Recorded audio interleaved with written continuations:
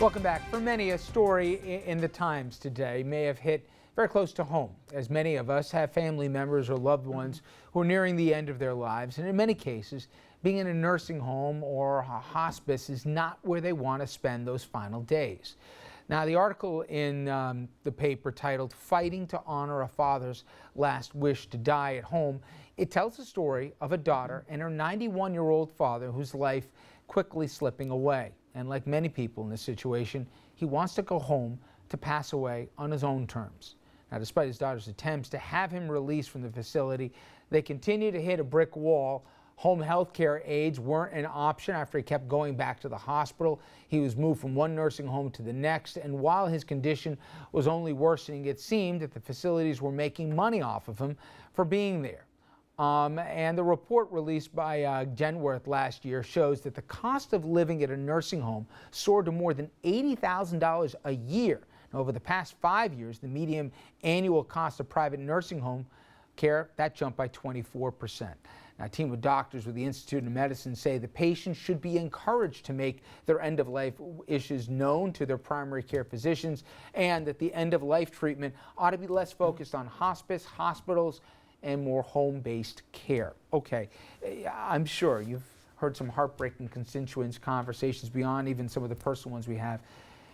The one thing that struck me from the piece was the math of it, Shelley, that it just seems that things are backwards right now. You could get a home health care aid if we could work it out with Medicaid so that it all made sense here. You didn't lose your Medicare payments and everything else.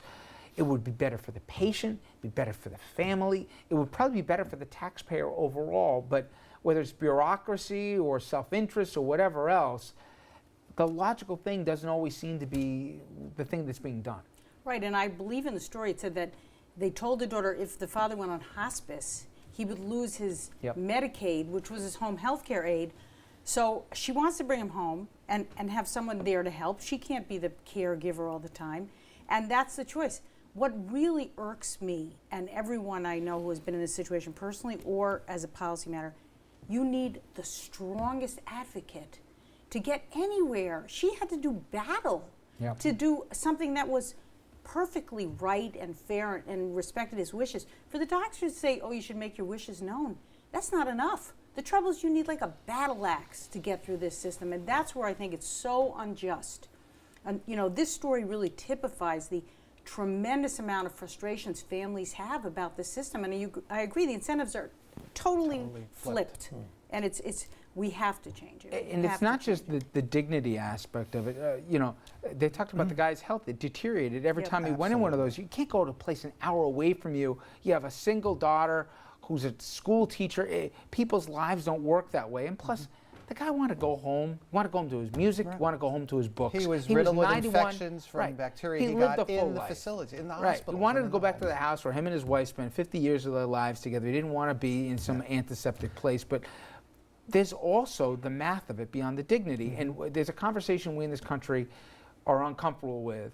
And maybe I'd be in the same boat, God forbid, if I had a father or grandfather who was at that final stage here. But just to extend people's lives as long as we can without a quality of life attached to it, it's bankrupting the medical system, but also it's not what these people want. I don't know if there's a model international that we should fashion it after, but there's got to be a better way than the way we're doing it. Once these facilities get their hooks in you, they are loath to let go, because then it becomes a profit center and it becomes part of the daily, weekly, monthly spreadsheet. Unfortunately, you come to these places usually after a fall or after a hospital or emergency room visit, and then they just transfer you over, and it's awful.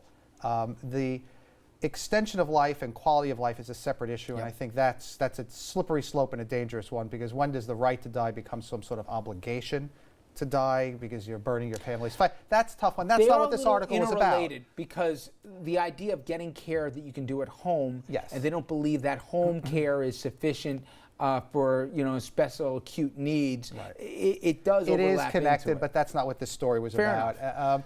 But he was sicker because of his time in these facilities, and that's the worst of it. You need a full-time advocate. You have to have the strength of Hercules to break through some of these conversations, and you need you're better off with private insurance, and you're better off. So once again, those that have an easier time of it, and those that don't, where it just becomes a predictable. And they were rounding the numbers, not rounding the numbers. $648.29. They knew exactly the number. Yeah. Times 5 days, times 7 days. Oh, absolutely. It's That's the way it works. Awful. The other thing is, honestly, there is preferred access for people with power in these situations, whether it's in a hospital, a nursing home, a rehab, every step of the way. Absolutely.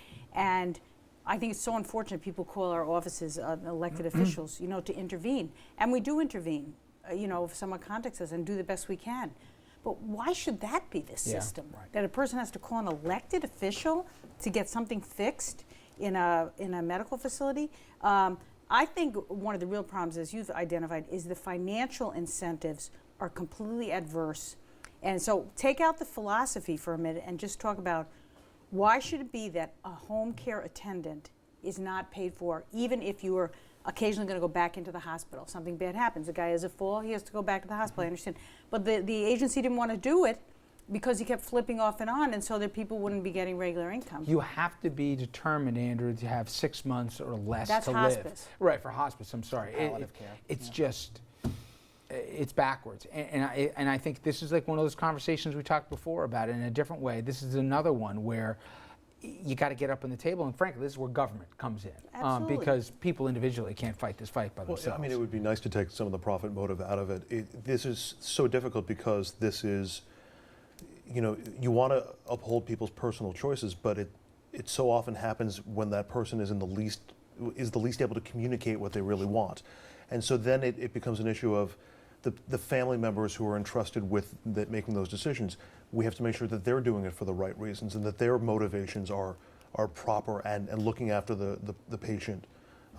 So there are a lot of interlocked issues in all this. The money is a grave concern, but then also, people will game any system. So the home health aides that are so readily available or that aren't available, if we make them more available, is there a fear that will somehow be misused and that people will be using public money to have home health assistance when they don't necessarily need it? I mean, everything here is complicated and difficult and painful.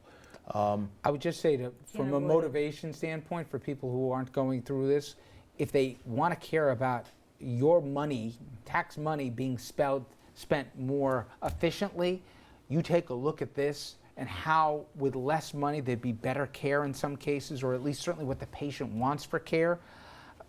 This is something overdue conversation yet again we need to have as a country. All right, when we come back here, Michael's going to tell us about restricted ticketing on the rise across the country. I actually dealt with this one myself here. It might make it more difficult for you to buy concert tickets for a friend, but it could help cut down on scalping. Is it fair practice or is it a ripoff?